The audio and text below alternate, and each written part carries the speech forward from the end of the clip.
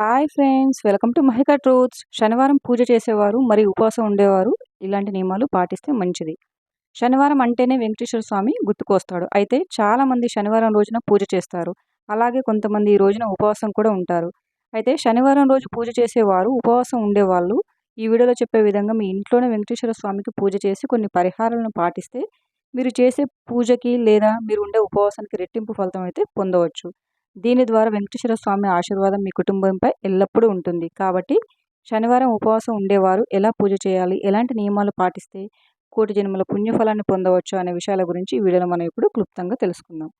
స్త్రీలు శనివారం ఉదయాన్నే లేచి ఇల్లంతా శుభ్రం చేసుకుని దేవుడి గదిని కూడా శుభ్రం చేసి వెంకటేశ్వర స్వామి పటాన్ని పూలతో అలంకారం చేసి పూజ కోసం సిద్ధమవ్వాలి. ముఖ్యంగా శనివారం పూజ చేసేవాళ్ళు పూజలో ఖచ్చితంగా ముద్ద కర్పూరం, తులసి ఆకులు ఉండేలా చూసుకుంటే మంచిది. ఎందుకంటే వెంకటేశ్వర స్వామికి కర్పూరం అన్న, తులసి ఆకులన్న చాలా ఇష్టం కాబట్టి. శనివారం చేసే పూజలో తులసి ఆకులు లేకపోయినా, ముద్ద కర్పూరం లేకపోయినా ఆ పూజకు పుణ్యఫలం రాదని గుర్తుంచుకోండి.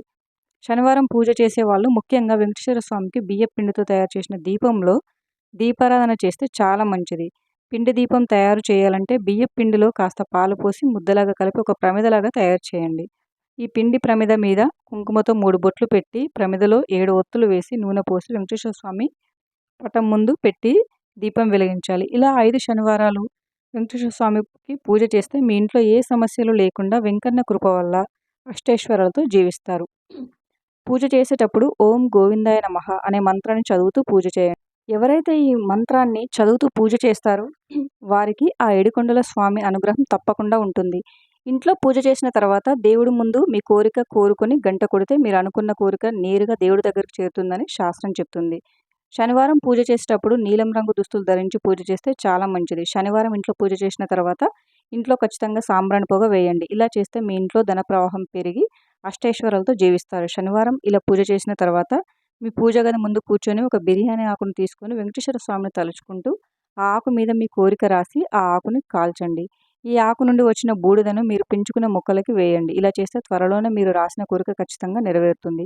ఇది చాలా శక్తివంతమైన పరిహారం కాబట్టి శనివారం ఇంట్లో పూజ చేసి ఈ పరిహారం పాటిస్తే వెంకన్న కృప వల్ల త్వరలోనే మీరు అనుకున్న కోరిక నెరవేరుతుంది. చామంతి పూలతో కానీ, గులాబీ పూలతో కానీ, గన్నేరు పూలతో కానీ దేవునికి పూజ చేస్తే మీకు జీవితంలో ఎలాంటి కష్టాలు లేకుండా ఉంటాయి. రోజు పూజ చేయలేని వారు కనీసం శనివారం రోజున అయినా ఇంట్లో దీపం వెలిగిస్తే సమస్త దేవతల ఆశీర్వాదం అయితే పొందవచ్చు. ఒక గాజు గిన్నెలో నీటిని పోసి అందులో కర్పూరం వేసి మీ పూజ గదిలో దేవుడి పటాల ముందు ఉంచాలి. ఈ నీటిని వారానికి ఒకసారి మారుస్తూ ఉండాలి. ఇలా చేస్తే ఇంట్లో ఉన్న చెడు శక్తులన్నీ తొలగిపోయి మీ ఇంట్లోకి లక్ష్మీదేవి తద్వారా లక్ష్మీ కటాక్షం లభించి అష్టైశ్వర్యాలు కలుగుతాయి. అయితే చాలామంది ఇళ్లలో అనారోగ్య సమస్యలు, ఆర్థిక సమస్యలు, కుటుంబంలో కలహాలు ఇలా ఉంటూ ఉంటాయి. అలాంటి వారు మాత్రం ఒక పసుపు వస్త్రంలో కర్పూరాన్ని వేసి మూట కట్టి మీ పూజ గదిలో పెట్టి పూజ చేయండి. ఇలా చేస్తే మీ ఇంట్లో ఉన్న కుటుంబ సభ్యులకు ఎటువంటి అనారోగ్య సమస్యలు అనేటివి ఉండవు. అలాగే మీ ఇంట్లో ఎల్లప్పుడూ డబ్బు ప్రవాహం కూడా ఉంటుంది. ఇంట్లో గొడవలు లేకుండా ఉంటాయి. ఎంత పెద్ద సమస్య నుండైనా సరే దాని నుండి త్వరగా బయటపడాలంటే శనివారం సాయంత్రం ఒక కొబ్బరికాయ తీసుకొని ఆ కొబ్బరికాయ పైన కుంకుమ బొట్లు పెట్టి పూజ చేసి కొబ్బరికాయను కొట్టండి.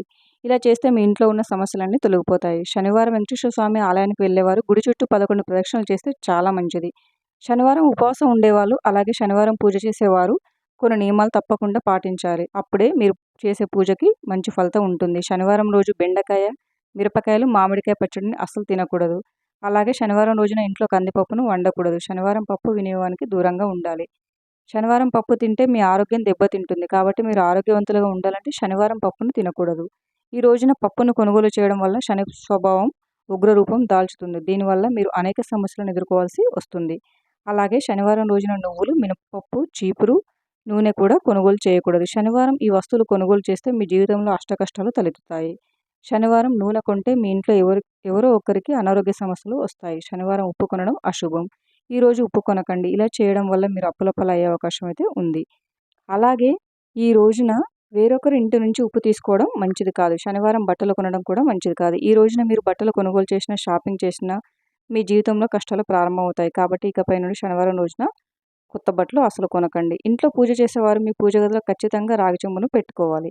రాగి చెంబులో నీళ్లు పోసి దేవుడి ముందు పెట్టాలి. మనం పూజ చేసేటప్పుడు పూజలో ఉండే దైవశక్తి మొత్తం ఆ రాగి చెంబులో ఉన్న నీటిలో ఉంటుంది. కాబట్టి పూజ పూర్తయిన తర్వాత ప్రతి ఒక్కరూ ఆ రాగి చెంబులో ఉన్న నీటిని తీర్థంలాగా తీసుకోవాలి. ఈ తీర్థంలో భగవంతుడి శక్తి నిక్షిప్తమై మీకు శుభాలను చేకూరుస్తుంది. మిగిలిన నీటిని మీ ఇంటి దగ్గర ఉన్న చెట్లకు పోయాలి. పూజ సమయంలో దీపం కొండెక్కితే అపశకునంగా పరిగణిస్తారు. దీపం కొండెక్కితే దేవతలు మనపై అసంతృప్తితో ఉన్నారని భావిస్తాము. కావున దీపం కొండెక్కితే భగవంతుడికి క్షమాపణ చెప్పి ఓం నమః శివాయ అని 3 సార్లు జపించి కొత్త దీపం వెలిగించాలి. Thank you for watching friends. ఈ వీడియో కనుక మీకు నచ్చినట్లయితే వీడియోని లైక్ చేసి మరిన్ని వీడియోస్ కోసం మా ఛానల్ని సబ్స్క్రైబ్ చేసుకోండి.